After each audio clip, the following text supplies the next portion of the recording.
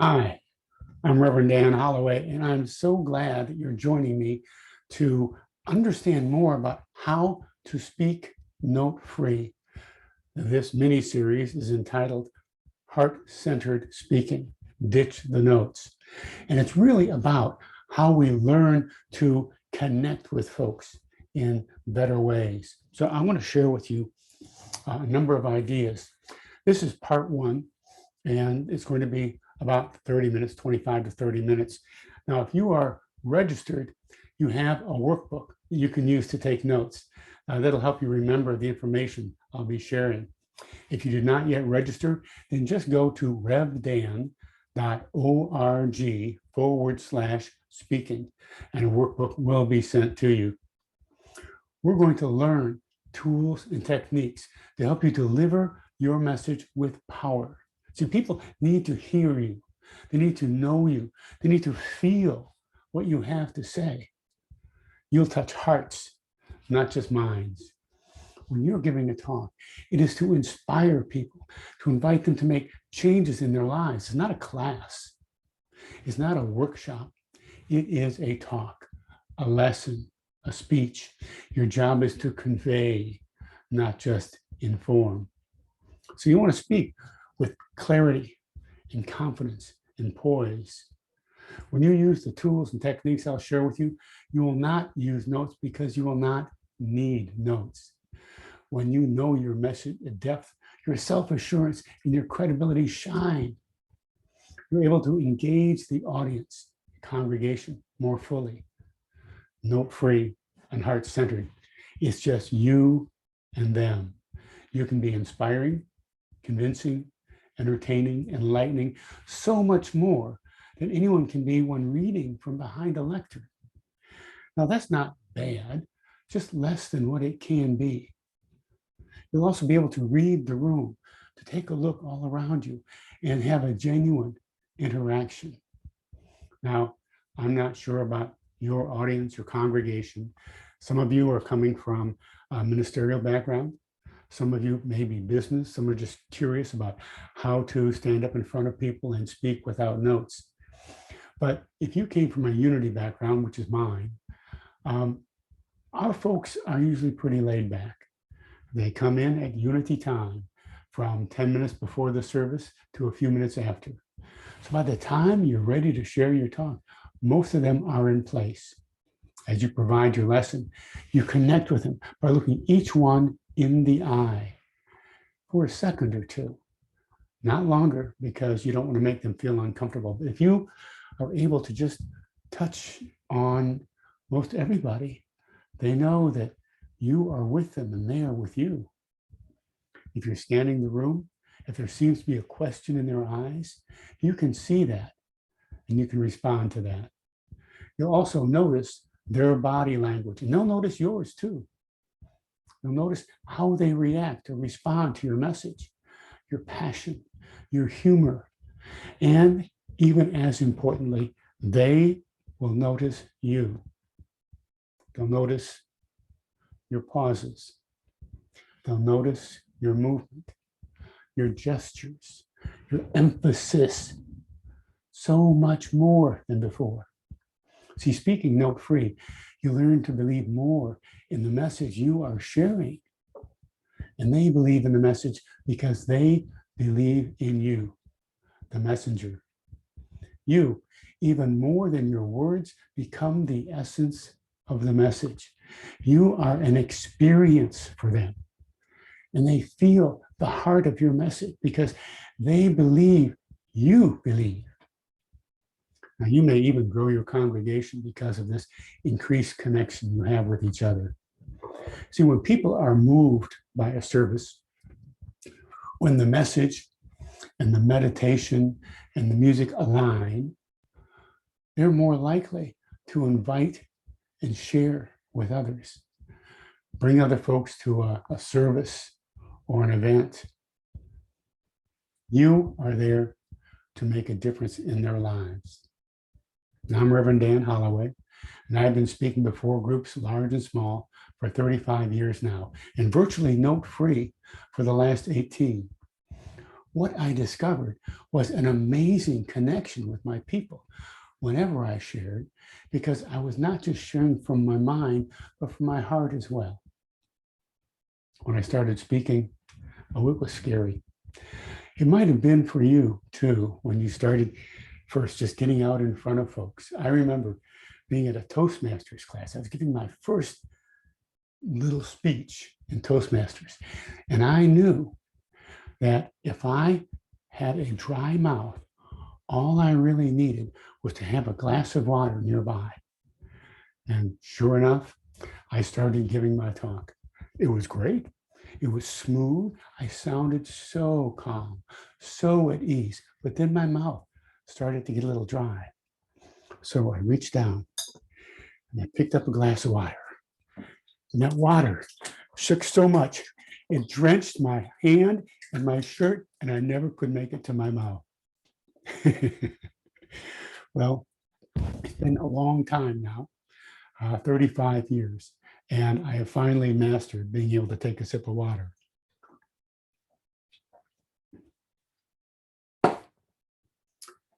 I share with many of you that I came across this note-free process by accident, if there is such a thing.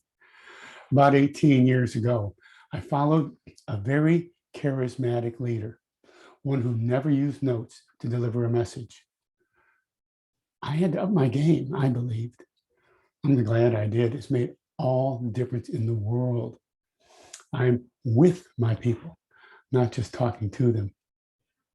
A teacher told me a long time ago, when I was concerned about my presentation early on, she said, Dan, people don't come to church just to hear what you have to say. They come here to know who you are.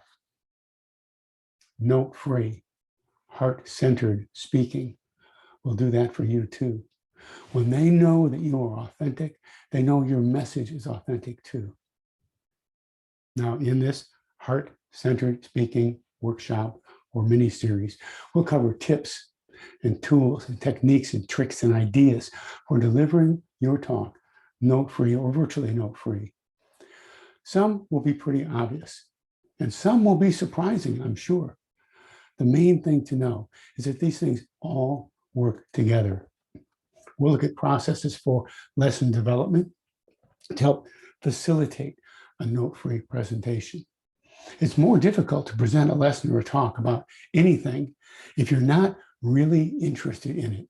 So when you're excited about the subject, it's much easier to go note-free because you are energized by the subject and they pick up on your energy. Part two, we'll be getting into memory tools and techniques. You'll have several tools to be provided with you. You might have some already. We're going to learn about mind mapping.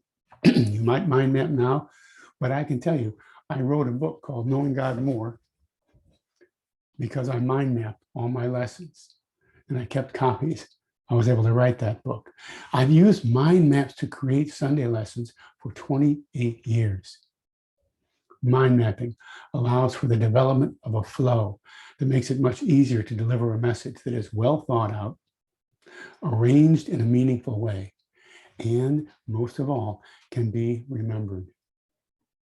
Now, there's a great importance in flow. When you're building on an idea, you need to get from A to Z. Just like you need to drive down a certain street to get to the store. You probably need to make some turns now and then. With flow, getting from one part of the message to the next requires meaningful and understandable segues. These become much easier to see when you're developing a lesson with a mind map. Finally, we'll go through the process of actually presenting a lesson. You have a process, you have a flow, but you may need a little help. And there are actually ways to use notes and still be basically note-free. We'll share those as well. I'll also be sharing with you a list of some helpful websites I found over all of these years that really shorten the time in developing a lesson and being able to find memory tools. I'll provide you with those websites. And then it's a matter of just developing a lesson, developing a talk, and giving it a try. I can be available to answer questions and provide guidance. So let's go ahead and get started. You have a workbook. And to start with, we're going to ask the simple question, why use notes? Well, without them, you might forget something important. So this is your thought. If your objective is to deliver information, I understand. A greater objective, though, is to deliver a message that touches hearts and minds. People are not going to remember your notes nearly as much as they will remember your energy and your passion and your humor and your stories. When I share a list of things within a lesson, like stages of the hero's journey, for instance, or 5 steps to awakening, or using the word forgive as an acronym. I've done that type of thing often, and also note-free. I let people know they can pick a copy of that up in the bookstore. I make extra copies, so it's a value-added gift. It helps them remember the lesson. It gets them into the bookstore, helps them apply a lesson in their lives. Without notes, you're open, you're unprotected, and you're vulnerable. Psychologically, that is a bit scary to start with. But with the right attitude, it's also quite freeing. I've talked about people needing to make a big step in their lives, for instance, and then demonstrated that by taking a large step right off the stage. They remember that. You're much more free to express yourself when you are out there with folks, standing on the stage, moving about, than you are from behind a lectern. Maybe you think it's too much work to go note-free. It is work. There's no doubt about it. But that's why you're here. I'm providing tools and techniques and tips and processes and ideas you can use to make that happen. Yes, it will take some work, but it is so worth it. And not only that, you don't have to just jump into the deep end. If you want to, you can move along at your pace till you find yourself completely note-free. Now, some people just think with notes, I know exactly where I'm going. Planning is good. But have you ever gone on a trip and decided partway through that you wanted to see something you've not planned on? It's the same here. You may well have an idea and you're in the middle of sharing this in your lesson, and suddenly something shifts. Somebody has some kind of a movement or a question in their mind, or you have an idea, a divine idea that just shows up in the middle of your lesson, then that happens. And you can share that on the fly. I believe that when we're doing that, we're really letting spirit move through us. Our job is to get out of the way. And we get out of the way by getting away from our notes. Now with notes, you can also be pretty sure of your time, right? Your exact time may be important to you, but if you're really prepared, note-free, you're still in charge of your time. Well, why do you use notes? Why don't you write that down in your workbook? What are the main reasons you use notes? Okay, let's go on to why we'd want to be note-free. Well, when you're note-free, you develop a relationship with the congregation, with your people, whoever you're speaking to. People get a much better sense of who you really are. When you're out front, sharing with them, they tend to see you not as just a great presenter, but as a person that they can relate to.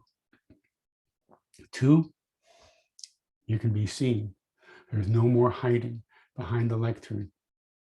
See, you are so much more than your lesson, so much more than your words. You have value. You have meaning. You are the expert. You're sharing the richness of your expertise with interested people. What more could you ask for? They came here to hear something that's going to have them think, have them maybe act in new ways in their lives. You're offering that in a genuine, authentic, loving, caring manner.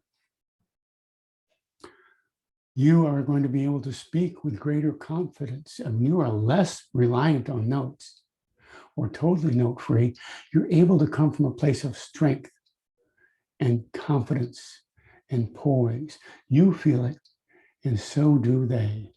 You are able to just pick up a glass of water and drink it.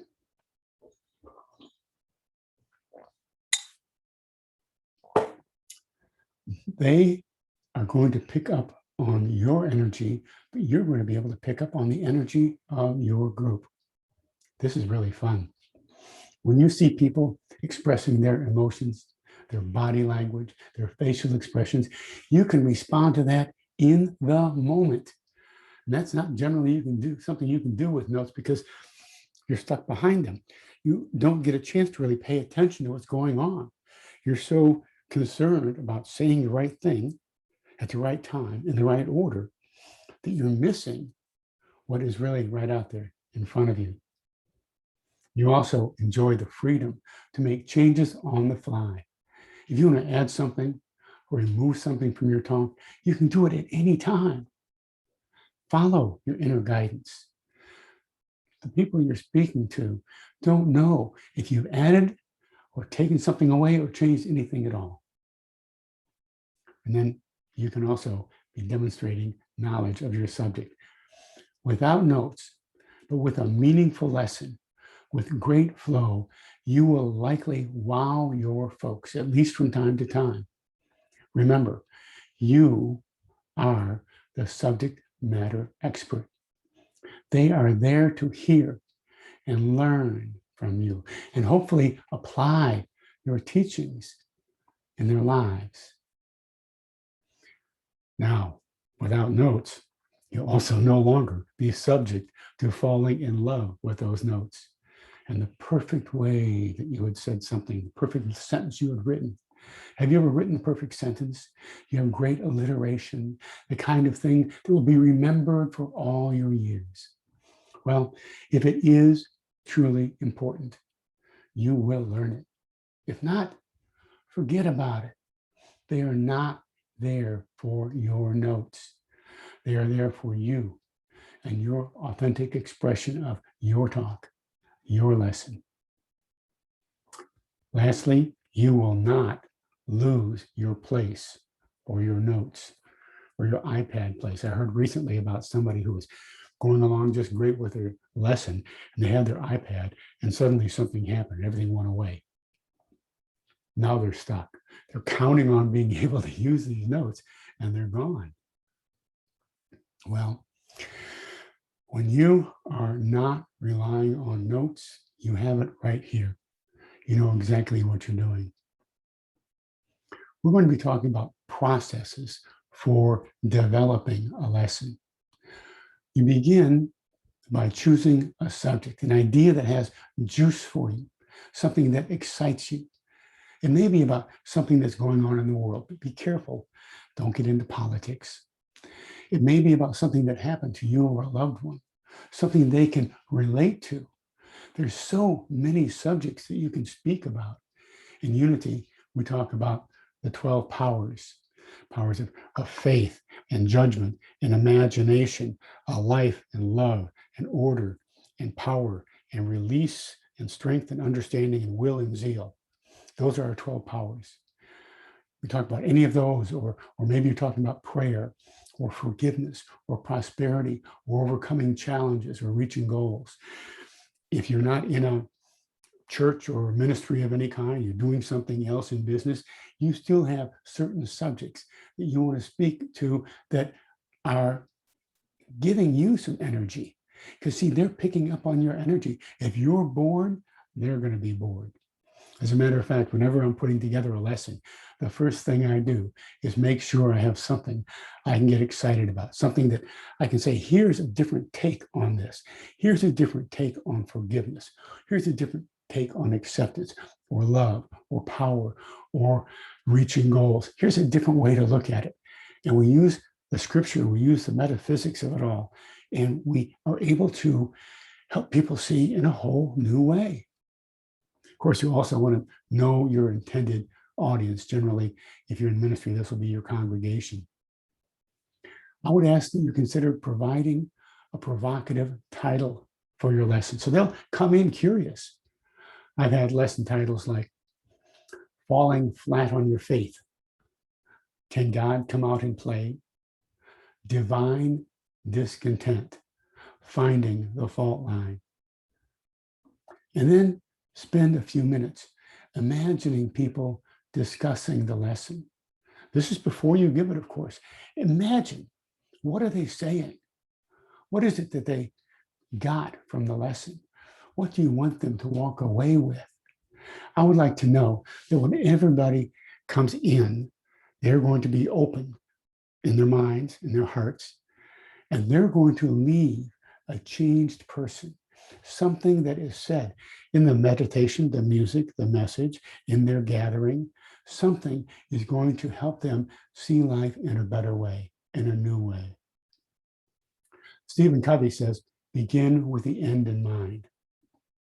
I believe that, but I also say end with the beginning in mind. See, you want people to remember the gist of your lesson. Bring them around to the beginning. Help them understand that their opportunity is to apply something new or meaningful in their lives, to help them to be better and more on purpose with their purpose. All right, well, we've covered quite a bit. I'm hoping that you'll play this more than once and make some notes and be working with it. And I have an assignment for you for this part one. First of all, write down why you have used notes. What are your main reasons? Did we cover them all, or are there some others? Do you find yourself, even with notes, able to still move about the stage, or do you find yourself tied to the lectern? I've seen some folks who will take a look at their notes, then they get up and they walk around a little bit, and they'll come back and they'll be back on their notes. That can be okay. That can be effective. What do you do? And then lastly, what are the 3 greatest benefits you see from becoming note-free? Okay, tomorrow. Tomorrow's a big one. This was big, tomorrow's bigger. Tomorrow we're going to be talking about memory tools and techniques. There are so many that I want to share with you. One in particular is something that has made all the difference in every lesson I've given. And I'm looking forward to sharing that with you tomorrow. In the meantime, be well. Thank you for joining me. I'm going to be available after this recording if people have some questions, so that if you have something, you can just type it in the Facebook comments, and I will attend to that. Or else you can always just email me at dan@revdan.org, and I'll get that. I'll be happy to get back with you and support you in any way that I can. I look forward to seeing you for part 2 of Heart-Centered Speaking. Ditch the notes. God bless.